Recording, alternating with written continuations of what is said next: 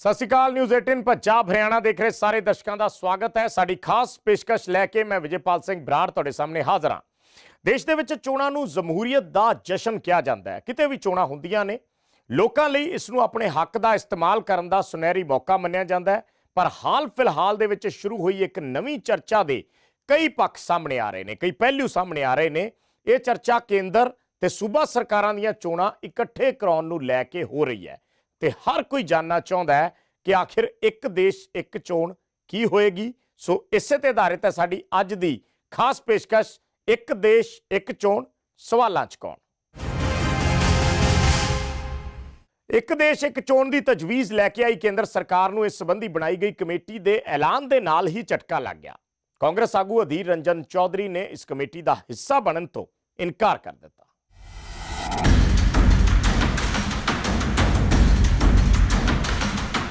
ਇੱਕ ਦੇਸ਼ ਇੱਕ ਚੋਣ ਦੇ ਮੁੱਦੇ ਤੇ ਦੇਸ਼ ਦੀ ਸਿਆਸਤ ਗਰਮਾ ਗਈ ਹੈ। ਐਤਵਾਰ ਨੂੰ ਇਸ ਮੁੱਦੇ ਤੇ ਪਹਿਲਾ ਪ੍ਰਤੀਕਰਮ ਦਿੰਦਿਆਂ ਕਾਂਗਰਸ ਆਗੂ ਰਾਹੁਲ ਗਾਂਧੀ ਨੇ ਟਵਿੱਟਰ ਤੇ ਲਿਖਿਆ, ਇੰਡੀਆ ਮਤਲਬ ਭਾਰਤ ਸੂਬਿਆਂ ਦਾ ਸੰਘ ਹੈ। ਇੱਕ ਦੇਸ਼ ਇੱਕ ਚੋਣ ਦਾ ਵਿਚਾਰ ਸੰਘ ਅਤੇ ਸਾਰੇ ਸੂਬਿਆਂ ਤੇ ਹਮਲਾ ਹੈ।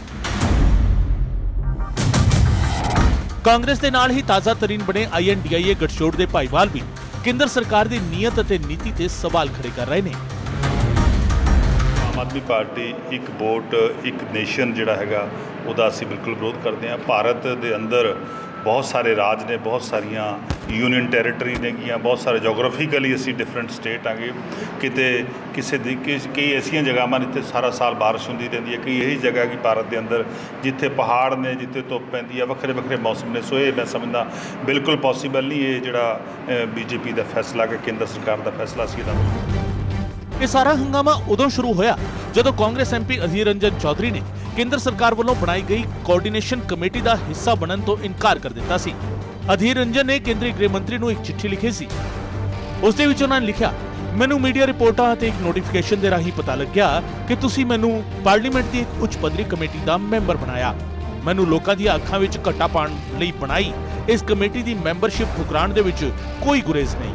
ਮੈਨੂੰ ਇਹ ਵੀ ਜਾਪਦਾ ਹੈ ਕਿ ਆਮ ਚੋਣਾਂ ਤੋਂ ਕੁਝ ਕੁ ਮਹੀਨੇ ਪਹਿਲਾਂ ਚੋਣਾਂ ਸੰਬੰਧੀ ਲਿਆ ਗਿਆ ਫੈਸਲਾ ਕੇਂਦਰ ਸਰਕਾਰ ਦੀ ਮਨਸ਼ਾ ਤੇ ਸਵਾਲ ਖੜੇ ਕਰਦਾ ਹੈ। ਇਸ ਤੋਂ ਵੀ ਵੱਧ ਕੇ ਮੈਨੂੰ ਇਹ ਜਾਣ ਕੇ ਵੀ ਹੈਰਾਨੀ ਹੋਈ ਕਿ ਰਾਜ ਸਭਾ ਦੇ ਵਿੱਚ ਵਿਰੋਧੀ ਧਿਰ ਦੇ ਆਗੂ ਨੂੰ ਇਸ ਕਮੇਟੀ ਦੇ ਵਿੱਚ ਸ਼ਾਮਿਲ ਨਹੀਂ ਕੀਤਾ ਗਿਆ। ਇਸ ਹਾਲਾਤ ਦੇ ਵਿੱਚ ਤੁਹਾਡੇ ਸੱਦੇ ਨੂੰ ਠੁਕਰਾਉਣ ਤੋਂ ਬਿਨਾਂ ਮੇਰੇ ਕੋਲ ਕੋਈ ਹੋਰ ਚਾਰਾ ਨਹੀਂ। ਅਧੀਰ ਰੰਜਨ ਦੇ ਫੈਸਲੇ ਦੀ ਹਮਾਇਤ ਕਾਂਗਰਸ ਦੇ ਨਾਲ-ਨਾਲ ਆਮ ਆਦਮੀ ਪਾਰਟੀ ਦੇ ਆਗੂਆਂ ਨੇ ਵੀ ਕੀਤੀ। ਅਰਵਿੰਦ ਕੇਜਰੀਵਾਲ ਨੇ ਤਾਂ ਇੱਥੇ ਤੱਕ ਕਹਿ ਦਿੱਤਾ ਕਿ ਦੇਸ਼ ਨੂੰ ਵਨ ਨੇਸ਼ਨ ਵਨ ਇਲੈਕਸ਼ਨ ਨਹੀਂ, ਸਗੋਂ ਵਨ ਨੇਸ਼ਨ ਵਨ एजुकेशन ਅਤੇ वन नेशन वन हेल्थ की लोड़ है। देख रहा हूं कल से ये बीजेपी वालों ने नया शगुफा छोड़ा है, one nation one election, one nation. अरे हमको क्या मिलेगा वन इलेक्शन की 10 इलेक्शन की 12 इलेक्शन? बताओ आम आदमी को कुछ मिलेगा one nation one election? One nation 100 election, one nation 1000 election. हमको क्या मिला? आम आदमी को कुछ मिला? One nation one election, one nation one education, one nation one education. सबको एक जैसी शिक्षा मिलनी चाहिए। अमीर के बच्चे को भी अंबानी के बच्चे को, अडानी के बच्चे को जैसी शिक्षा मिलती है वैसे मेरे किसान के और मजदूर के बच्चों को मिलनी चाहिए शिक्षा। वन नेशन वन एजुकेशन होना चाहिए। नहीं चाहिए हम लोगों को one nation one election. One election तुम रखो, हमारी बला से 1000 इलेक्शन करा लो, 2000 इलेक्शन करा लो, हमको क्या फर्क पड़ता है? One nation one education, one nation one इलाज। सबको अच्छा इलाज मिलना चाहिए, चाहे गरीब का आदमी हो चाहे अमीर आदमी हो। अच्छे से अच्छा शानदार इलाज सबको मिलना चाहिए। मिलना चाहिए नहीं मिलना चाहिए? हमारा तो फायदा तभी है जब वन नेशन वन एजुकेशन होगा। हमारा तो फायदा तभी है जब वन नेशन वन इलाज होगा। हमें वन नेशन वन इलेक्शन से क्या लेना देना? तुम्हारे चोंचले हैं, तुम रखो अपने घर अपने चोंचले। ਇਸ ਤੋਂ ਪਹਿਲਾਂ ਬੀਤੇ ਦਿਨ ਕੇਂਦਰ ਸਰਕਾਰ ਨੇ ਇੱਕ ਦੇਸ਼ ਇੱਕ ਚੋਣ ਦੇ ਲਈ ਕਮੇਟੀ ਦਾ ਐਲਾਨ ਕੀਤਾ ਸੀ, ਜਿਸ ਦੇ ਵਿੱਚ 8 ਮੈਂਬਰਾਂ ਦੇ ਨਾਂ ਜਾਰੀ ਕੀਤੇ ਗਏ ਸਨ। ਇਹਨਾਂ ਵਿੱਚ ਸਾਬਕਾ ਰਾਸ਼ਟਰਪਤੀ ਰਾਮਨਾਥ ਕੋਵਿੰਦ ਨੂੰ ਪ੍ਰਧਾਨ ਬਣਾਇਆ ਗਿਆ ਸੀ, ਜਦਕਿ ਕੇਂਦਰੀ ਗ੍ਰਹਿ ਮੰਤਰੀ ਅਮਿਤ ਸ਼ਾਹ, ਲੋਕ ਸਭਾ ਦੇ ਵਿੱਚ ਕਾਂਗਰਸ ਦੇ ਆਗੂ ਅਧੀਰ ਰੰਜਨ ਚੌਧਰੀ, ਰਾਜ ਸਭਾ ਦੇ ਵਿੱਚ ਸਾਬਕਾ ਵਿਰੋਧੀ ਧਿਰ ਦੇ ਆਗੂ ਗੁਲਾਮ ਨਬੀ ਆਜ਼ਾਦ ਦਾ ਨਾਂ ਸ਼ਾਮਿਲ ਰਿਹਾ। ਇਹਨਾਂ ਤੋਂ ਇਲਾਵਾ ਕਮੇਟੀ ਦੇ ਵਿੱਚ 15ਵੇਂ ਵਿੱਤ ਕਮਿਸ਼ਨ ਦੇ ਸਾਬਕਾ ਮੁਖੀ NK ਸਿੰਘ, ਲੋਕ ਸਭਾ ਦੇ ਸਾਬਕਾ ਜਨਰਲ ਸਕੱਤਰ ਡਾਕਟਰ ਸੁਭਾਸ਼ ਕਸ਼ਯਪ, ਸੀਨੀਅਰ ਵਕੀਲ ਹਰੀਸ਼ ਸਾਲਵੇ ਅਤੇ ਸਾਬਕਾ CBC ਸੰਜੇ ਕੋਠਾਰੀ ਵੀ ਸ਼ਾਮਿਲ ਨੇ। ਕੇਂਦਰੀ ਕਾਨੂੰਨ ਮੰਤਰੀ ਅਰਜੁਨ ਰਾਮ ਮੇਘਵਾਲ, ਇਸ ਕਮੇਟੀ ਵਿੱਚ ਬਤੌਰ ਖਾਸ ਸੱਦੇ ਗਏ ਮੈਂਬਰ ਵਜੋਂ ਹਿੱਸਾ ਲੈਣਗੇ ਅਤੇ ਲਾਅ ਡਿਪਾਰਟਮੈਂਟ ਦੇ ਸਕੱਤਰ ਨਿਤੇਨ ਚੰਦਰ ਕਮੇਟੀ ਦੇ ਸਕੱਤਰ ਹੋਣਗੇ। ਸਰਕਾਰ ਨੇ ਸ਼ਨੀਚਰਵਾਰ ਨੂੰ ਹੀ ਕਮੇਟੀ ਦੇ ਕਾਰਜਕਾਲ ਦੀ ਨੋਟੀਫਿਕੇਸ਼ਨ ਵੀ ਜਾਰੀ ਕਰ ਦਿੱਤੀ ਸੀ। ਇਸ ਦੇ ਮੁਤਾਬਿਕ ਕਮੇਟੀ ਇਹ ਵੀ ਦੇਖੇਗੀ ਕਿ ਇਸ ਦੇ ਲਈ ਸੂਬਿਆਂ ਦੀ ਸਹਿਮਤੀ ਕਿੰਨੀ ਜ਼ਰੂਰੀ ਹੈ ਜਾਂ ਕਿੰਨੇ ਸੂਬਿਆਂ ਦੀ ਸਹਿਮਤੀ ਜ਼ਰੂਰੀ ਹੈ। ਇਸ ਸਭ ਦੇ ਵਿਚਾਲੇ ਕੇਂਦਰ ਸਰਕਾਰ ਨੇ 18 ਤੋਂ 22 ਸਤੰਬਰ ਤੱਕ ਵਿਸ਼ੇਸ਼ ਇਜਲਾਸ ਵੀ ਸੱਦਿਆ ਹੈ। ਪਾਰਲੀਮੈਂਟ ਦਾ ਇਹ ਇਜਲਾਸ 5 ਦਿਨਾਂ ਦਾ ਹੋਵੇਗਾ। 17ਵੀਂ ਲੋਕ ਸਭਾ ਦਾ ਇਹ 13ਵਾਂ ਅਤੇ ਰਾਜ ਸਭਾ ਦਾ 261ਵਾਂ ਇਜਲਾਸ ਹੋਵੇਗਾ। ਇਸ ਇਜਲਾਸ ਦੇ ਵਿੱਚ ਕੁੱਲ 5 ਬੈਠਕਾਂ ਹੋਣਗੀਆਂ। ਹਾਲਾਂਕਿ ਸਰਕਾਰ ਦੇ ਵੱਲੋਂ ਕਿਸੇ ਵੀ ਤਰ੍ਹਾਂ ਦਾ ਕੋਈ ਐਲਾਨ ਇਸ ਖਾਸ ਇਜਲਾਸ ਦੇ ਏਜੰਡੇ ਬਾਰੇ ਨਹੀਂ ਕੀਤਾ ਗਿਆ, ਪਰ ਵਿਰੋਧੀ ਧਿਰਾਂ ਇਸ ਨੂੰ ਵਨ ਨੇਸ਼ਨ ਵਨ ਇਲੈਕਸ਼ਨ ਦੀ ਤਾਜ਼ਾ ਚਰਚਾ ਦੇ ਨਾਲ ਜੋੜ ਕੇ ਵੀ ਵੇਖ ਰਹੀਆਂ ਨੇ। Bureau report, news 18 Punjab.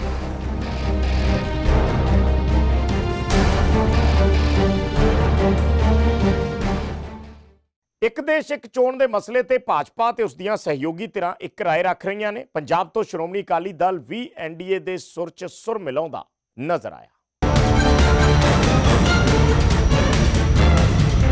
ਇੱਕ ਦੇਸ਼ ਇੱਕ ਚੋਣ ਦੀ ਤਜਵੀਜ਼ ਕੇਂਦਰ ਸਰਕਾਰ ਦੇ ਵੱਲੋਂ ਸਾਹਮਣੇ ਆਈ ਤਾਂ ਉਮੀਦ ਦੇ ਮੁਤਾਬਿਕ ਭਾਜਪਾ ਦੇ ਰਾਜ ਵਾਲੇ ਸੂਬਿਆਂ ਦੇ ਮੁੱਖ ਮੰਤਰੀ ਇਸ ਤੇ ਇੱਕਮਤ ਨਜ਼ਰ ਆਏ। यूपी होवे या हरियाणा एक सुर विच बोले इस तजवीज दे नाल खर्चा घट हो जाना। आदरणीय प्रधानमंत्री जी का हृदय से आभार व्यक्त करता हूं।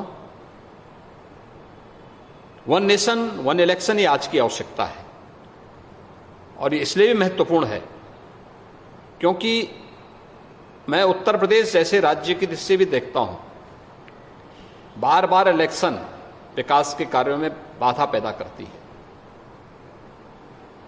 क्योंकि इलेक्शन की एक प्रक्रिया को कम से कम 1.5 महीने का समय लगता है और 1.5 महीने का यह कार्यकाल विकास की सभी प्रक्रिया को या नए नीतिगत निर्णय लेने में, विकास की प्रक्रिया को तेजी से आगे बढ़ाने में कहीं न कहीं बाधक हो जाती है।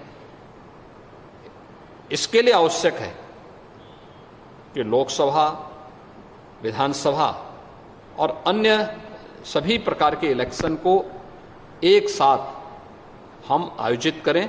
वर्षों पुराना प्रधानमंत्री श्री नरेंद्र मोदी जी का सपना, मुझे लगता है कि बहुत सार्थक ये बात उन्होंने कही कि वन नेशन वन इलेक्शन, और इस वन नेशन वन इलेक्शन की बात को आगे बढ़ा रहे हैं। इसके लिए हमारे देश के चुनाव आयोग ने भी सुझाव दिए, इसके लिए देश के लॉ कमीशन ने भी सुझाव दिए, और अब मुझे प्रसन्नता है कि भारतीय जनता पार्टी ने भी एक स्वागत योग्य कदम उठाया है कि देश के पूर्व राष्ट्रपति माननीय श्री रामनाथ कोविंद जी के नेतृत्व में एक कमेटी बनाई है, और वो कमेटी इस सब विषय को विचार करने के बाद अपनी रिपोर्ट देगी कि वन नेशन वन इलेक्शन, इसके जितने भी लाभ हैं वो सब सामने आएंगे। मैं मानता हूं कि बार बार इलेक्शन जब अलग अलग समय पर होते हैं तो इससे देश के एक्सचेकर पर भी बोझ पड़ता है, चुनाव मशीनरी को भी बार बार चुनाव कराने पड़ते हैं, आम आदमी भी इससे परेशान होता है। तो इसलिए देश के अंदर एक समय में सब चुनाव हो तो इसका लाभ बहुत से तरीकों से होगा। सूबे के मुख्यमंत्रियों के नाल भाजपा के भाईवाल रहियां धिरां भी इस ते केंद्र की रजा विच राजी नजर आईयां। मैं तो सही मैंने ते साडी पार्टी ते मैं इहदे हक च है। हर दूजे दिन इलेक्शन हो जाते हैं, एक पार्लीमेंट ते एमएलए इलेक्शन एक टाइम होने चाहिए है। घट घट 5 साल कोई इलेक्शन ना होए की हुंदा है, एक सूबे ते दूजे पार्टियां चल पैंदियां, ਉਹਦੇ ਬਾਅਦ ਦੂਜੇ ਸੂਬੇ ਚੱਲ ਪੈਂਦੇ ਆ।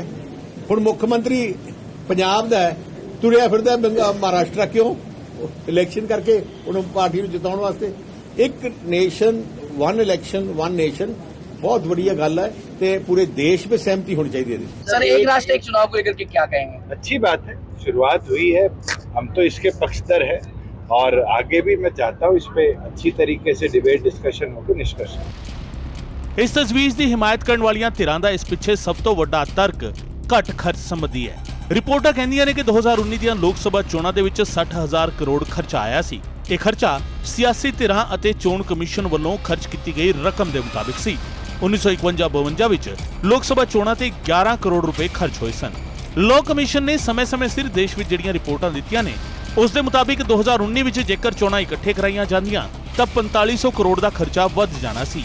ਇਹ ਸਾਰਾ ਖਰਚਾ ਈਵੀਐਮ ਦੀ ਖਰੀਦ ਤੇ ਹੋਣਾ ਸੀ। 2024 ਦੇ ਵਿੱਚ ਚੋਣਾਂ ਇਕੱਠੇ ਕਰਾਏ ਜਾਣ ਤੇ 1751 ਕਰੋੜ ਰੁਪਏ ਵੱਧ ਖਰਚਾ ਹੋਣਾ ਸੀ। ਇਸ ਦੇ ਨਾਲ ਹੀ ਕੁਝ ਹੋਰ ਤਰਕ ਇਸ ਵਿਵਸਥਾ ਨਾਲ ਜੁੜੇ ਸੁਧਾਰ ਨੂੰ ਲੈ ਕੇ ਵੀ ਦਿੱਤੇ ਜਾਂਦੇ ਨੇ।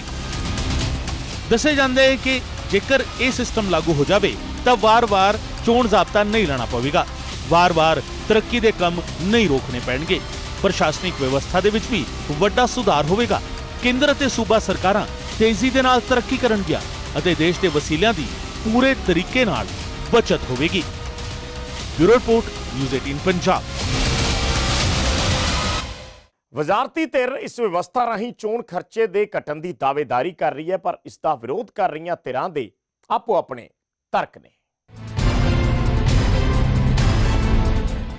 ਇੱਕ ਦੇਸ਼ ਇੱਕ ਚੋਣ ਦੇ ਮਸਲੇ ਤੇ ਵਿਰੋਧੀ ਧਿਰਾਂ ਨੇ ਕੇਂਦਰ ਸਰਕਾਰ ਨੂੰ ਲੰਮੇ ਹੱਥੀ ਲਿਆ। ਕਾਂਗਰਸ ਆਗੂਆਂ ਨੇ ਤਾਂ ਇਸ ਤਜਵੀਜ਼ ਦਾ ਜ਼ਿਕਰ ਹੁੰਦਿਆਂ ਹੀ ਕਹਿ ਦਿੱਤਾ ਕਿ ਦੇਸ਼ ਨੂੰ ਤਾਨਾਸ਼ਾਹੀ ਵੱਲ ਲਿਜਾਣ ਵਰਗਾ ਹੈ। स्पेशल सेशन 5 दिन का सरकार बुला रही है, लेकिन सस्पेंस है, कौन सा बिल आएगा कौन सा बिल नहीं आएगा। चर्चा है मीडिया के अंदर, वन नेशन वन इलेक्शन के लिए कानून आ सकता है, वीमेन रिजर्वेशन के लिए आ सकता है, यूनिफॉर्म सिविल कोड के लिए आ सकता है। क्या देश के अंदर तानाशाही है? अगर स्पेशल सेशन आपको बुलाना है, आपको विपक्ष को कॉन्फिडेंस में लेना चाहिए कि आप स्पेशल सेशन बुला रहे हैं और क्यों बुला रहे हैं, उसमें क्या ज़रूरत है, कौन से बिल पास करेंगे। ऐसा नहीं है कि स्पेशल सेशन पहली बार बुलाया जा रहा है। इस देश के अंदर पहले भी हो चुका है, स्पेशल सेशंस बुलाए गए हैं, लेकिन हमेशा अपोजिशन को कॉन्फिडेंस में लेकर बुलाए गए। पता चलता है कि बीजेपी देश को बर्बाद करना चाहती है और लोकतंत्र के लिए आज बीजेपी केंद्र सरकार जो बहुत बड़ा खतरा बनी हुई है। सो ऐसा बिल्कुल हम इसकी निंदा करते हैं, ऐसा बिल्कुल नहीं होना चाहिए। इसको तुरंत जे उसका इरादा है कोई गवर्नमेंट ऑफ इंडिया का या बीजेपी का, इसको तुरंत वापस कर लेना चाहिए। नेशनल पार्टियां हैं, बहुत सारी नेशनल पार्टियां हैं, डिफरेंट पार्टियां हैं, किसी पार्टी का आधार किस स्टेट में है तो जो लैंग्वेज बेस पे या किसी और एरिया बेस पे जो पार्टी बनी हुई है उनके लिए बहुत बड़ा नुकसान हुआ। कहीं जोग्राफिकली जब बात करते हैं, जो हिमाचल की बात करते हैं, जम्मू कश्मीर की बात करते हैं, असम की बात करते हैं, वहाँ जोग्राफिकली वहाँ बहुत इम्पॉसिबल होगा कि एक समय इलेक्शन हो। सो मेरा मानना है कि बिल्कुल जो सिस्टम अब चल रहा है इसको ही चलने देना चाहिए और इसमें कोई भी जो पेनिट्रेशन है बीजेपी की तरफ से वो बहुत ही घातक देश के लिए सिद्ध होगी। ਆਗੂਆਂ ਨੇ ਤਾਂ ਇਹ ਖਦਸ਼ਾ ਵੀ ਪ੍ਰਗਟਾਇਆ ਕਿ ਦੇਸ਼ ਅੰਦਰ ਪ੍ਰੈਜ਼ੀਡੈਂਸ਼ੀਅਲ ਇਲੈਕਸ਼ਨ ਸਿਸਟਮ ਲਾਗੂ ਕਰਨ ਦੀਆਂ ਤਿਆਰੀਆਂ ਕੀਤੀਆਂ ਜਾ ਰਹੀਆਂ ਨੇ। अपनी स्टेट को देखो, वहाँ जितना कम्युनलिज्म फैलाना है वहाँ फैला लो। पूरे देश की अथॉरिटी और पूरे देश का ठेकेदारी मत करो, वरना मोदी जी नाराज़ हो जाएंगे। ਇਸ ਵਿਰੋਧ ਦੇ ਵਿਚਾਲੇ ਜੋ ਅਹਿਮ ਗੱਲ ਨਜ਼ਰ ਆ ਰਹੀ ਹੈ ਉਹ ਇਹ ਕਿ ਇੰਡੀਆ ਗੱਠਜੋੜ ਭਾਈਵਾਲ ਧਿਰਾਂ ਦੇ ਏਕੇ ਲਈ ਵੀ ਕੋਰ ਮੁੱਦਾ ਬਣ ਕੇ ਸਾਹਮਣੇ ਆਇਆ। ਇਸ ਦੇ ਨਾਲ ਹੀ ਇਸ ਤਜਵੀਜ਼ ਦਾ ਵਿਰੋਧ ਕਰ ਰਹੀਆਂ ਧਿਰਾਂ ਕੋਲ ਵੀ ਕਈ ਤਰਕ ਨੇ। ਇੱਕ ਦੇਸ਼ ਇੱਕ ਚੋਣ ਲਈ ਕਈ ਸਾਰੀਆਂ ਚੁਣੌਤੀਆਂ ਨੇ। ਵਿਧਾਨ ਸਭਾ ਦਾ ਕਾਰਜਕਾਲ ਲੋਕ ਸਭਾ ਨਾਲ ਜੋੜਨਾ ਪਏਗਾ। ਇਸ ਦੇ ਲਈ ਸੰਵਿਧਾਨਿਕ ਸੋਧ ਕਰਨ ਦੀ ਜ਼ਰੂਰਤ ਹੋਏਗੀ। ਖੇਤਰੀ ਧਿਰਾਂ ਨੂੰ ਵੀ ਕਈ ਵੱਡੇ ਖਦਸ਼ੇ ਨੇ। ਸਥਾਨਕ ਮੁੱਦਿਆਂ ਨੂੰ ਬਣਦੀ ਥਾਂ ਉਹ ਨਹੀਂ ਦੇ ਸਕਣਗੀਆਂ। ਚੋਣ ਖਰਚ 'ਚ ਉਹ ਕੌਮੀ ਧਿਰਾਂ ਤੋਂ ਪਛੜ ਜਾਣਗੀਆਂ। ਸਾਲ 2015 ਦੇ ਸਰਵੇਖਣ 'ਚ ਹੋਏ ਖੁਲਾਸਿਆਂ ਦਾ ਜ਼ਿਕਰ ਕਰੀਏ ਤਾਂ IDFC ਨਾਂ ਦੇ ਅਦਾਰੇ ਨੇ ਸਰਵੇਖਣ ਕਰਾਇਆ ਸੀ। ਜੇਕਰ ਲੋਕ ਸਭਾ ਤੇ ਸੂਬਿਆਂ ਦੀਆਂ ਚੋਣਾਂ ਇਕੱਠੀਆਂ ਹੋਈਆਂ 77% ਵੋਟਰ ਇੱਕੋ ਸਿਆਸੀ ਧਿਰ ਨੂੰ ਚੁਣ ਸਕਦੇ ਨੇ ਜਾਂ ਇੱਕ ਸਿਆਸੀ ਗੱਠਜੋੜ ਨੂੰ ਹੀ ਵੋਟਾਂ ਪਾ ਸਕਦੇ ਨੇ। ਜੇਕਰ 6 ਮਹੀਨੇ ਦੇ ਫਰਕ ਨਾਲ ਵੋਟਾਂ ਪੈਂਦੀਆਂ ਨੇ ਤਾਂ 61% ਵੋਟਰ ਹੀ ਕਿਸੇ ਇੱਕ ਧਿਰ ਦੇ ਪੱਖ 'ਚ ਜਾਣਗੇ। ਸੋ ਨਵੀਂ ਤਜਵੀਜ਼ ਦਾ ਵਿਰੋਧ ਕਰਦੀਆਂ ਧਿਰਾਂ ਦੇ ਖਦਸ਼ੇ ਵੀ ਆਪਣੀ ਥਾਂ ਤੇ ਕਾਇਮ ਨੇ ਅਤੇ ਇੱਕ ਸਵਾਲ ਜੋ ਜਨਤਕ ਪੱਧਰ ਤੇ ਪੁੱਛਿਆ ਜਾ ਰਿਹਾ ਹੈ ਕਿ ਇਸ ਦੇ ਨਾਲ ਆਮ ਲੋਕਾਂ ਨੂੰ ਕੀ ਲਾਹਾ ਮਿਲੇਗਾ। Bureau report, news 18 Punjab. ਅਜਿਹਾ ਨਹੀਂ ਹੈ ਕਿ ਇੱਕ ਦੇਸ਼ ਇੱਕ ਚੋਣ ਦਾ ਫਲਸਫਾ ਹੁਣ ਇੱਕੋ ਦਮ ਹੀ ਹੋਂਦ 'ਚ ਆਇਆ ਹੋਵੇ। ਦੇਸ਼ ਦੇ ਆਜ਼ਾਦ ਹੋਣ ਤੋਂ ਬਾਅਦ ਕਾਫੀ ਲੰਮੇ ਵਕਤ ਤੱਕ ਇਹ ਵਿਵਸਥਾ ਦੇਸ਼ 'ਚ ਰਹੀ। ਇਸ ਪੂਰੇ ਮਾਮਲੇ ਦਾ ਇਤਿਹਾਸਿਕ ਪੱਖ ਕੀ ਹੈ, ਇਸ ਤੇ ਵੀ ਇੱਕ ਨਜ਼ਰ ਪਾਉਂਦੇ ਹਾਂ।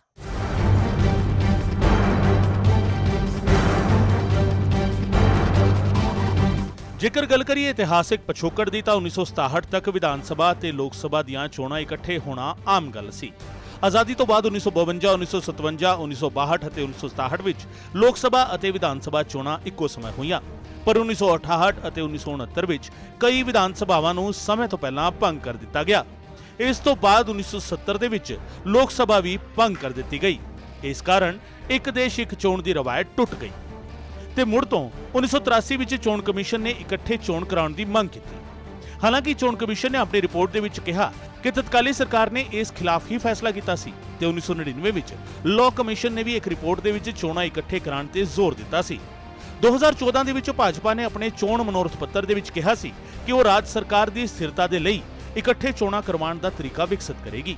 ਪਰ ਇੱਕ ਵਾਰ ਫਿਰ ਤੋਂ ਇਹ ਮੁੱਦਾ ਗਰਮਾਇਆ ਤੇ ਬੀਜੇਪੀ ਦੇ ਵੱਲੋਂ ਇੱਕ ਦੇਸ਼ ਇੱਕ ਇਲੈਕਸ਼ਨ ਦੀ ਮੰਗ ਕੀਤੀ ਜਾ ਰਹੀ ਹੈ ਤੇ ਉੱਥੇ ਹੀ ਇਸ ਮੁੱਦੇ ਤੇ ਸੰਵਿਧਾਨਕ ਮਾਹਰਾਂ ਨੇ ਵੀ ਆਪਣੀ ਰਾਏ ਰੱਖੀ ਹੈ। ਮਾਹਰਾਂ ਦਾ ਮੰਨਣਾ ਹੈ ਕਿ ਜੇਕਰ ਸੰਸਦ ਦੇ ਵਿੱਚ ਵੀ ਪਾਸ ਹੋ ਗਿਆ ਤਾਂ ਵੀ ਇਸ ਨੂੰ ਕੋਰਟ ਦੇ ਵਿੱਚ ਚੈਲੰਜ ਕੀਤਾ ਜਾ ਸਕਦਾ ਹੈ। जो भी प्रोसीजर है, एक्ट जो भी बनेगा वो पार्लियामेंट में पेश होगा और उस पर डिस्कशन होगा। अपोजिशन के इनके सबके जो है उसमें जो भी हैं आइडियाज हैं, जो उनके सबमिशन है, सब लिए जाएंगे और उसके बाद ही तो एक्ट पास होगा।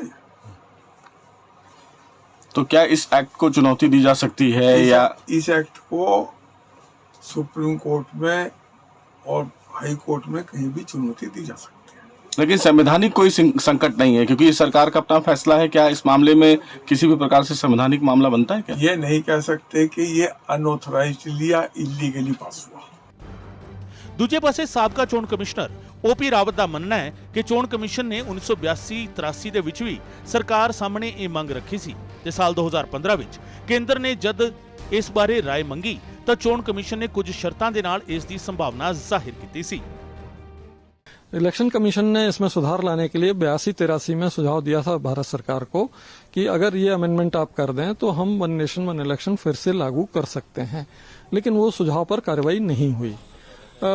इसके बाद 2015 में सरकार ने इलेक्शन कमीशन से पूछा कि क्या वन नेशन वन इलेक्शन फिर से करना संभव है, तो इलेक्शन कमीशन ने भारत सरकार को बताया कि बिल्कुल संभव है और हम करा सकते हैं अगर संविधान में संशोधन हो जाए, लोक प्रतिनिधित्व अधिनियम 1951 में संशोधन हो जाए और हमें ईवीएम वीवीपैट जो पर्याप्त नहीं है उनकी मैन्युफैक्चर और खरीदने के लिए पैसा हो जाए और पर्याप्त संख्या में पैरामिलिट्री फोर्स मिल जाए तो ये पॉसिबल होगा और इलेक्शन कमीशन इसको कराने में सक्षम होगा। अब अभी की स्थिति की डिफिकल्टी तो एक ही है कि अमेंडमेंट कॉन्स्टिट्यूशन में और लॉ में, तो इसलिए पहला तो है अमेंडमेंट अगर हो जाएंगे तो फिर इलेक्शन कमीशन से मिलकर ये तय कर लें कि कितनी ईवीएम वीवीपैट उनके पास हैं, कितनी की जरूरत है, लगभग 35 लाख की जरूरत होगी, तो वो गैप अगर है तो उसके लिए पैसा दे दें और उसको मैन्युफैक्चरिंग के लिए टाइम दे दें तो वो मिल जाएंगे। बाकी पैरामिलिट्री फोर्सेस वगैरह की व्यवस्था कर लें तो इलेक्शन पॉसिबल होगा, लेकिन ये टाइम लगेगा। मतलब ऐसे है ये चीजें ऐसे नहीं हो सकती कि 2-4 महीने में हो जाएं, साल 1.5 साल 2 साल तो लगेगा। ਉਧਰ ਕਾਨੂੰਨੀ ਮਾਹਿਰਾਂ ਦਾ ਮੰਨਣਾ ਹੈ ਕਿ ਇੱਕ ਦੇਸ਼ ਇੱਕ ਇਲੈਕਸ਼ਨ ਮੁਮਕਿਨ ਹੈ ਕਿਉਂਕਿ ਪਹਿਲਾਂ ਵੀ ਕਈ ਸਿਆਸੀ ਧਿਰਾਂ ਇਸ ਦੀ ਮੰਗ ਕਰਦੀਆਂ ਰਹੀਆਂ ਨੇ। ਉਹਨਾਂ ਦਾ ਮੰਨਣਾ ਹੈ ਕਿ ਇਸ ਦੇ ਨਾਲ ਕਈ ਫਾਇਦੇ ਵੀ ਹੋਣਗੇ। इसको करने के लिए जो आज की तारीख में है हम बात कर रहे हैं डिजायरेबिलिटी की।